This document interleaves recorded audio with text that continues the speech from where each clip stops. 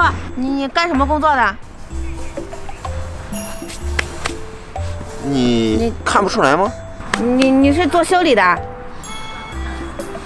那我不是修理工，我在这修什么车呀？你这说的这话，你看你，那你这修理技术怎么样啊？你看，那我不是跟你吹，你看这一排，那我顾客可多了，但凡进我手的东西就没有我修不好的。你看，嘿，那你能帮我修理个东西吗？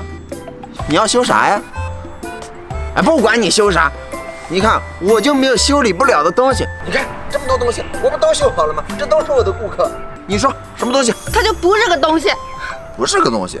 那不管是不是东西，我都能修。你说他出什么毛病了？他每天夜不归宿，打麻将打到凌晨3点才回来，啥也不干家里活，全是我干。你得帮我好好修理一下，师傅。不是你说啥呀？我老公啊。你看你说这话就有毛病啊！我是修车的，修东西的啊！你是让我去修理人，我是个修理工，我不是打手。去，别捣乱，去！你去！什么东西都能修吗？去！捣乱！